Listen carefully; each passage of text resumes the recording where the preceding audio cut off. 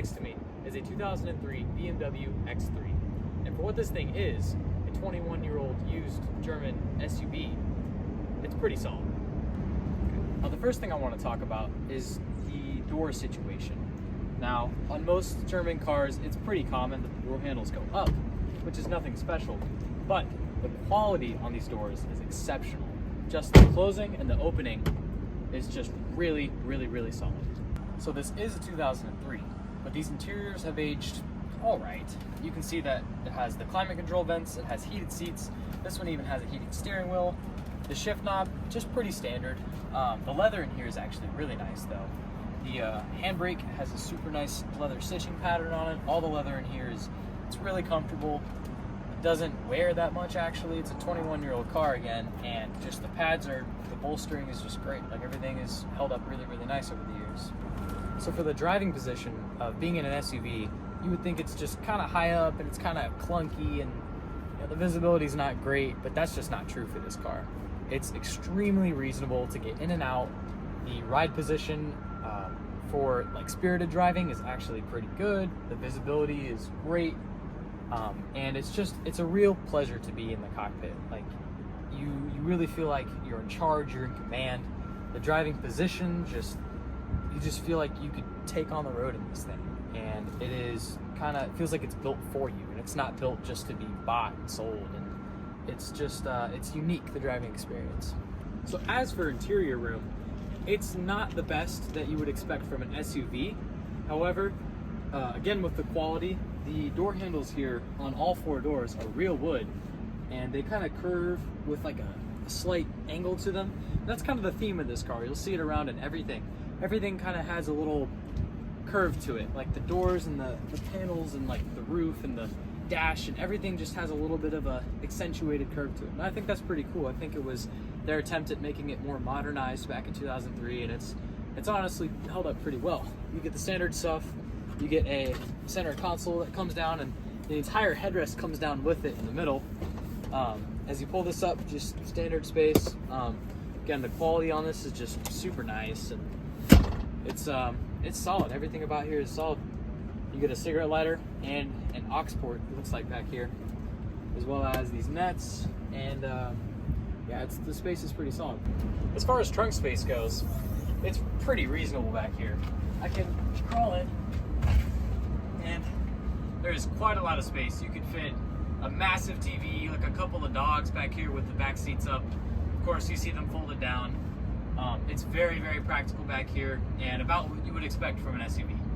Now, as far as luxury things goes, this car is equipped with heated seats for the passenger and the driver. It has a heated steering wheel and a massive moonroof that goes all the way back there, as well as I'd say it's kind of red-orange leather. The interesting things are, this has notches on it, so it goes up in little, like, clicks, I guess. It's really strange. I don't know why they decided to do that. Passenger has a cup holder that opens up like that for some reason, because this only has one cup holder. This is unusually short, but it feels really sturdy. This has a little slot there, plus a cigarette lighter.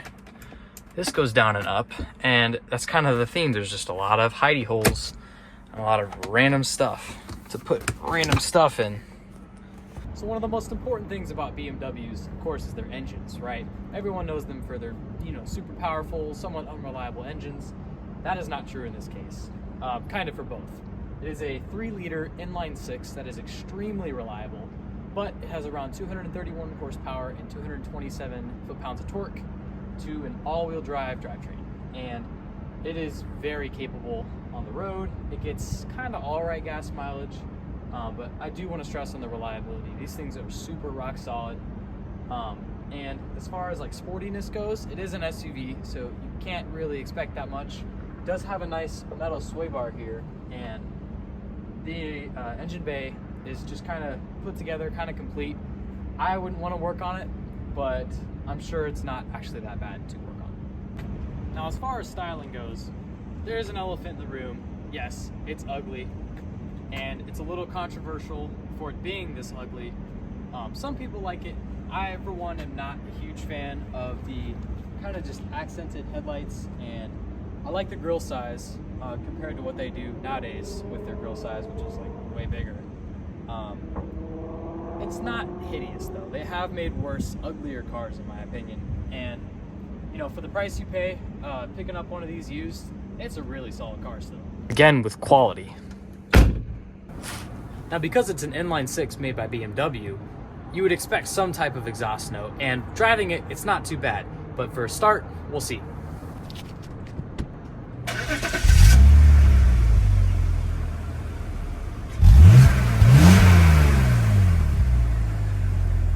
So just driving it around town, the initial impression you would get from it is, there's nothing super special about it, and that's partially true.